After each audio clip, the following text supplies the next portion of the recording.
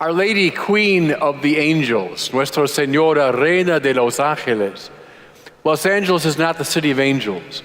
It's the city of the Queen of the Angels.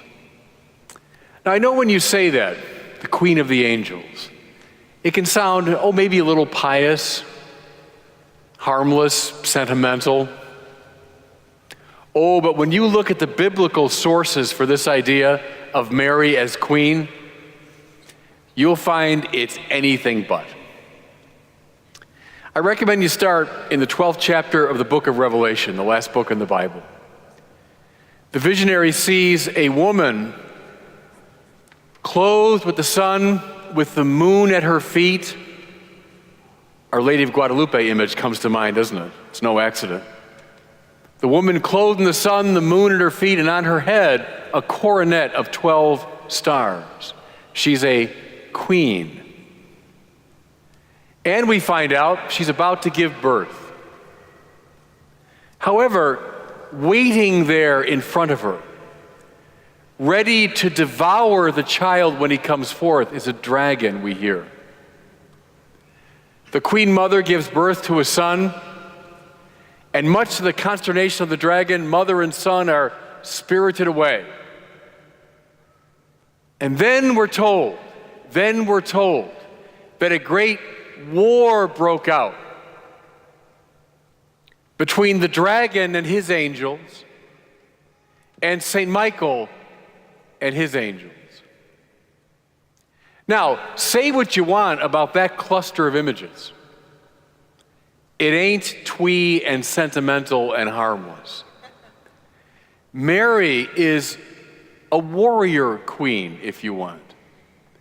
Queen of an army of angels. Now, one more little connection.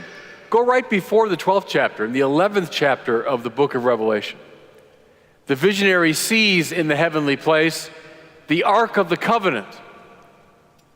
You know, that box in which the remnants of the 10 Commandments were kept. It was a sign of God's presence among his people.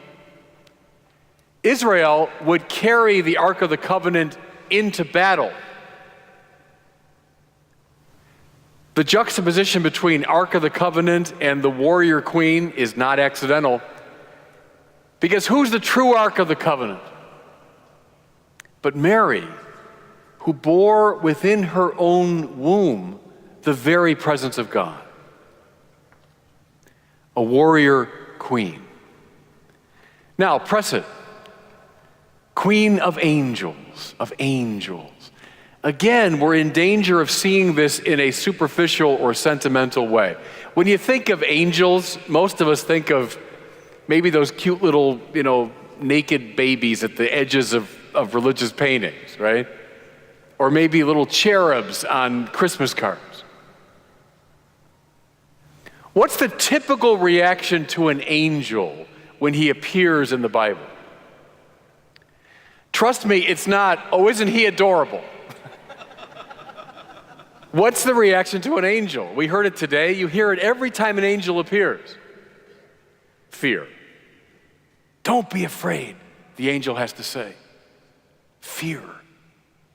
Think for a minute, everybody. Suppose an alien, an extraterrestrial from another planet or galaxy appeared. What would your first reaction be? Fear, undoubtedly, right? What is it? What does he want? An angel is not just a being from another part of our visible universe. Nothing as ordinary as that. No. An angel is a reality from a higher dimensional system.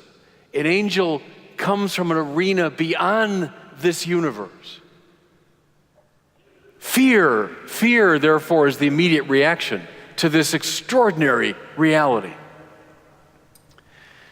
Thomas Aquinas said that an angel is so unique that each individual angel, constitutes its own species. Now, think about that for a second, what that means. Think of every human being who's ever lived. Think of every human being currently living. Think of every human being who will ever live until the end of time. Now, gather all of those individuals into one great being. That's what one angel is like. You know, in the Gospel of Luke, in the familiar Christmas story, a single angel appears, remember, to the shepherds. What's their reaction? Fear, yes? But then it says, I love this, then it says, a stratias of angels appeared. And we say host in our most translations, but that word in Greek is behind our words strategy and strategic. You know why? Because stratias means army. Army. With the one angel who's enough to frighten you out of your wits comes an army of angels. Mary is the queen of the angels. Mary is a warrior, opposed by the dragon, but yet she commands this impossibly powerful army. And see, friends, that is very good news for us. The Bible knows all about individual sin. It's not naive about that. It knows all about the fact that we individuals sin, that we're wicked some of the time. Moreover, the Bible knows all about collective sin or institutional sin. And the last, maybe 50 years in our theology, we've been very attentive to this, that cultures and nations, institutions can be sinful. The Bible knows all about that. But think now of concentric circles. Here's the individual sin. Here's the more collective or institutional sin. The Bible knows there's a third and greater dimension, which is the spiritual corruption that exists among the fallen angels. That there's something wrong at a more fundamental, at a more cosmic level. That there is indeed a warfare going on. And this spiritual dysfunction affects our institutions and affects us. The good news is we have a warrior queen who commands an army of angels. In battle with the dragon and all of his minions, yes, but she's more powerful. She's more powerful. Now listen to me, everybody, Angelinos here. This is the lady for whom our city is named. This is the lady for whom our city is named. And what's the point now spiritually for us? Let's join the struggle with her. Now, mind you, this army that she commands does not fight with the puny weapons of the world. No, no. We don't fight with the weapons of the world. We don't fight with violence and hatred, division. An eye for an eye, Gandhi said. Yes, making the whole world blind. We don't fight that way. We don't fight fire with fire, making the whole world hotter. No, no. The army of angels fights with the weapons of the Spirit, with love and with justice and with compassion, with forgiveness. But by God, they fight. By God, they fight. I'll tell you a way that we can fight, if I can dig out of my pocket this rosary, this simple prayer. Hail Mary, full of grace, the Lord is with thee. Blessed art thou among women, and blessed the fruit of thy womb, Jesus. Holy Mary, Mother of God, pray for us sinners, now and at the hour of our death. What is that? Oh, it's a pious prayer to cultivate in the privacy of my heart. Well, sure it is. Of course it is. But that prayer is also calling upon the warrior queen. It's calling upon the one who is the commander of the angels. Is the dragon still operative today? Look around. how immigrants and the undocumented are treated, how the unborn in our country are treated.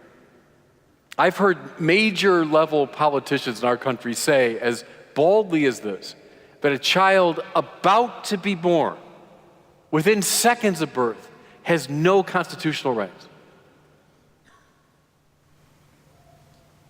The violence that besets us in our major cities, including this one, of course. The homeless falling increasingly into addiction and marginalization.